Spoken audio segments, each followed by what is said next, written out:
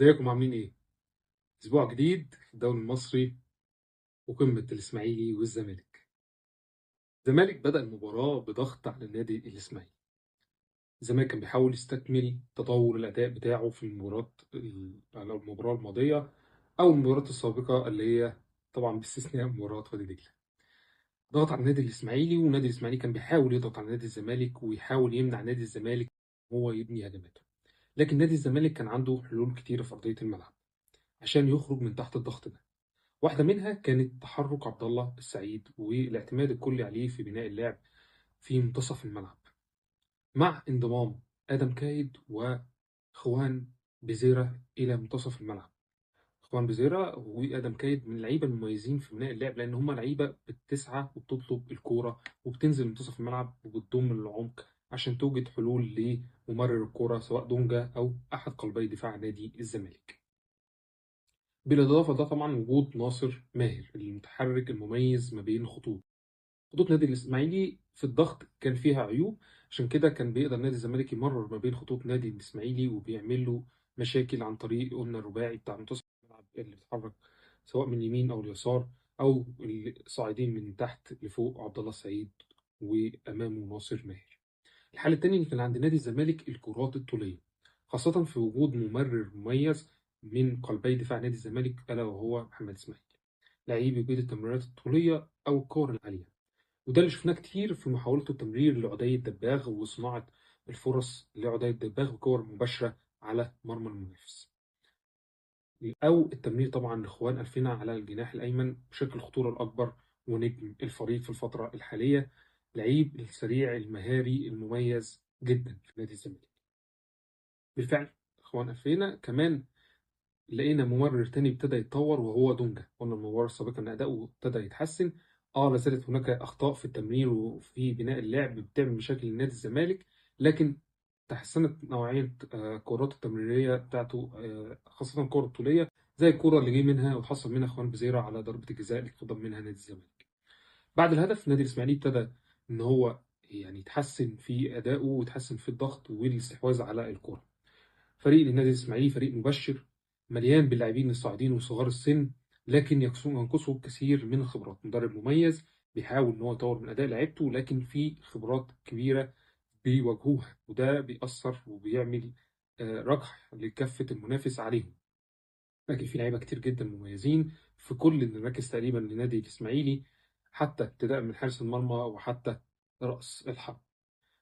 نادي الاسماعيلي ابتدى يحاول ان هو يستحوذ ويضغط على نادي الزمالك، لكن نادي الزمالك قدر ان هو بمرور الوقت يتفوق على هذا الضغط وكان بيكسره بسهوله جدا بسبب التحركات الكتير سواء من ادم كايد زي ما قلنا او بزيرة في منتصف الملعب من الاطراف مع فتح الملعب. نادي الزمالك كان بيلعب بطريقه 3-5-2 في الحته الهجوميه. كنا بنشوف عمر جابر كان بيتراجع كمدافع ثالث، وبنشوف فيتاج بيفتح على الطرف الايسر وبزيرة على الطرف الايمن، ودخول ادم كايد قلنا للعمق. ادم كايد استغلاله في العمق ليه شقين: شق دفاعي ان هو بيدافع عكس ناصر منسي او ناصر ماهر سوري، وشق الهجومي في صناعه اللعب وجوده التمرير اللي بيتقنه. لعيب ممكن استغلاله في مركز صناعه اللعب لانه عنده عيوب، وعيوبه هي التباطؤ الشديد وبطء قراراته. لعيب محتاج ياخد وقت شويه وياخد ثقه اكتر في ان هو لازم يروح على المدافعين ويشتغل عليهم طالما هو بيلعب وينج. والوينج الخطر هو الوينج اللي بيواجه المدافعين مش اللي بيحاول يهرب منهم. لكن بغض النظر عن ده فهو ممرر جيد ولعيب جماعي اكتر من شيكو بانزا. لكن مين ده ما يمنعش ان شيكو بانزا لما يرجع اكيد هيلعب اساسي، لانه لعيب بيواجه المرمى وبيواجه المنافسين وعنده قوه وشراسه هجوميه نادي الزمالك محتاجها.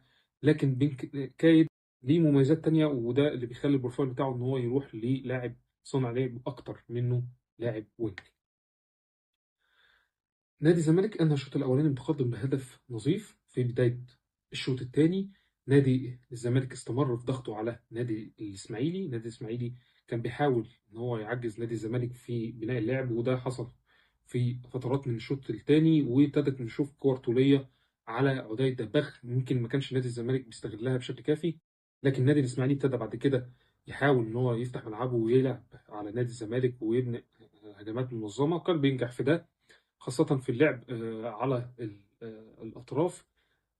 لكن الضغط اللي كان بيقوم بيه نادي الزمالك، خاصة الضغط زي ما قلنا إن في خبرات ناقصة عند لعيبة الإسماعيلي، اللي استغلها عدي الدباغ، لعيب مميز جدا في الضغط على اللاعبين أو تحرك ما بين الخطوط ل يعني إيجاد حلول للممررين الكرات بره ال 18.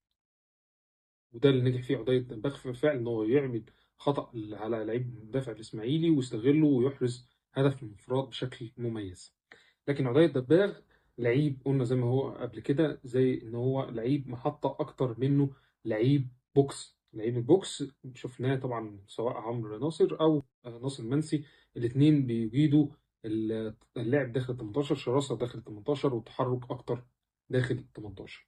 ده اللي محتاج عدي ان هو يهتم بيه اكتر من كده ويستغل الفرص، لانه برضه في هذه المباراة اهدر انفراد في فرصة مميزة نادي الزمالك كان محتاجها ان هو يستغلها، لان في مباريات هتبقى معرضه وبتقف على فرصه اللي هيميز المهاجم الهداف فيها استغلاله اقل عدد من الفرص المتاحه. بمرور الوقت لقينا ان رتم نادي الزمالك قل جدا. لقينا ان اللاعبين ابتدى ما يبقاش فيه تركيز في الباص، ابتدى يبقى فيه اهمال كمان في الباص، وده عمل مشاكل وسبب خطوره على نادي الزمالك من نادي الاسماعيلي. طبعا هبوط رتم بعض اللاعبين، بعض التغييرات ما كانتش موفقه في مستواها لما نزلت، زي حمدي اللي كان مختفي تماما لما نزل. معالي طبعا كان لاعب صانع لعب في منتصف الملعب، ده دور جديد ليه، ما كانش ظاهر فيه بالشكل الكافي. هو متحرك لكن لسه اللعيب بيستوعب واجبات المركز ده.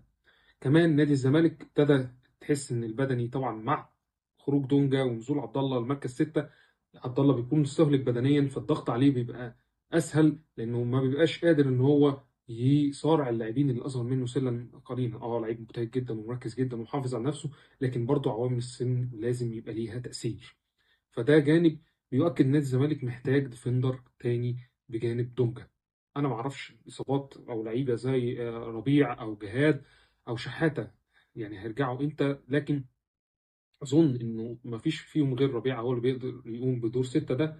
فهل نادي الزمالك محتاج طارق حامد وبطالب بوجوده تاني، بالاضافه الى الوينج وغياب شيكو بانزا؟ نادي الزمالك ما عندوش البروفايل الوينج اللي يقدر يقوم بنفس الادوار. فهل قدوم احمد عبد القادر من النادي الاهلي مع نهايه الموسم هيحل ده، ولا في يناير ممكن الزمالك يستعين بلعيب اخر او يضم لعيب اخر؟ ملحوظة مهمة مع انخفاض مستوى اللاعبين، واحد من اللاعبين اللي رتمه قل أو انخفض شوية هو خوان بزيرة. طب ليه؟ خوان بزيرة كان بيساعده عمر جابر. وجود عمر جابر في الربط على الجبهة اليمنى كان بيقوم بأدوار هجومية، كان بيقوم بالأوفرلاب مع بزيرة، كان بيسنده في عمل الهجمات، كان بيأثر عليه مشوار الخط الأيمن من المرمى للمرمى، على عكس وجود مصدق أصلا لاعب مساك فما بيقومش بأدوار الباك رايت، ما بيقومش بالتكملة مع بإخوان بزيرة على الجانب الأيمن، ما بيوجدلوش حلول بشكل كافي. وده يعني اللي مش عايزين ننساه، دور الهام جدا لعمر جابر مع الجانب الأيمن، سواء في وجود زيزو سابقا ووجود بزيرة حاليا. هو مساند جدا جدا ولعيب بيساعد في الجبهة اليمنى على التطور، وبيساعد الجناح إن هو يظهر ويربط معاه بشكل كافي. اللي موجودة في طريقة لعب نادي الزمالك هي ترك بنتائج واحدة. كايد بينضم لمنتصف الملعب، بيقوم بالأدوار الدفاعية على حساب ناصر ماهر اللي بيقوم بضغط بجانب عدي الدباغ في رأس الحربة. فلو كايد بيقوم بدور دفاعي بديل لناصر ماهر، مين هيقوم بالدور الدفاعي على الطرف الأيسر مكان كايد؟ مفيش حد.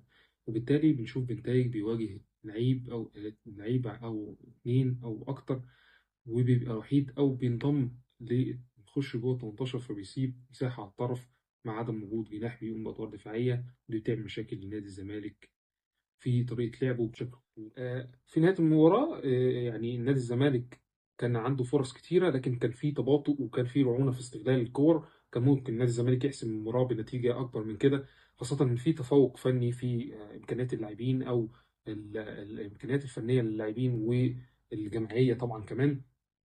لكن لازم الناس الزمالك، لانه لو بيواجه منافس اقوى من كده هيعملوا مشاكل كبيره قوي، ان انت يبقى في حاله من التراخي والاهمال في التمرير والاهمال في استغلال الفرص وتباطؤ. لكن 3 نقاط خلت نادي الزمالك يستمر في الصداره، لكن نقدر نقول ان في دروب في مستوى عن مباراه النادي المصري. لازم لعيبه نادي الزمالك ولازم المدير الفني ينبه اللعيبة كتير قوي على الحتة دي، إنه لازم نركز، يعني الدوري محتاج نفس طويل، ومش محتاج إهمال، ومش محتاج ثقة زيادة توصل للغرور. وده كان المباراة الأولى وقمة الأسبوع في دوري نايل، وتربي ولاد العم انتهى بانتصار نادي الزمالك. بيس نيو. أكيد زي كل مرة، مننساش دعوة لإخواتنا في غزة وفي الوطن العربي وفي كل الدول الإسلامية، ربنا ينصرهم ويحقن دماءهم.